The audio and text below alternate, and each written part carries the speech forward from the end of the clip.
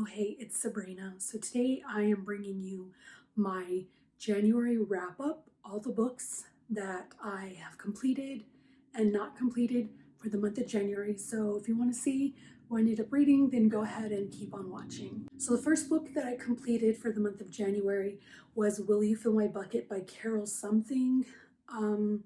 This was a book that was actually gifted to my son, and I read it to him before bedtime. And I actually read this as a kid and I really loved it and enjoyed it. And it's basically just a book about service. So if you want to get your kids kind of involved in serving others and just like doing good out into the world, this is just a really cute picture book that I would highly recommend. The second book that I read in the month of January is The Husband's Secret by Leanne Moriarty. I have uploaded a non-spoiler review about a week ago, so if you want to see like my in-depth thoughts about it, then go ahead and check out that video. I overall really enjoyed this book. I gave it 4 out of 5 stars. It's my first book that I'm reading by this author, so I would recommend it. The third book that I read for the month of January was Mormon Millennials, how LDS millennials are changing the Mormon church or something along those lines.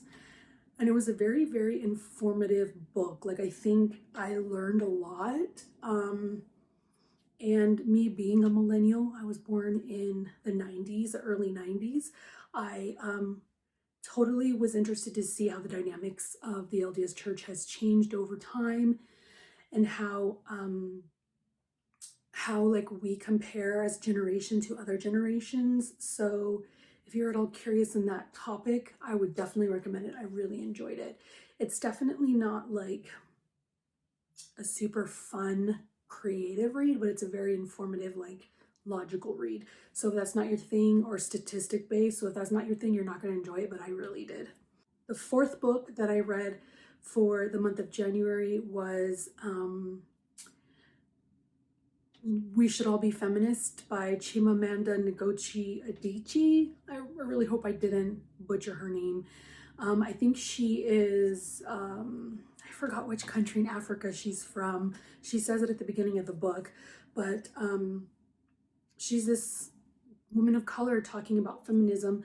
And I'm really, really glad that I ended up reading this. I gave it 4 out of 5 stars, or maybe no, 5 out of 5 stars, because if you're a little curious about what feminism is, what it's about, and you want something very quick and to the point and something that's very informative, I would highly recommend this book. I loved that it covered so many different areas and like topics within, you know, the word feminism, and it kind of talked a little bit about her upbringing and how she became a feminist and how she identifies as a feminist.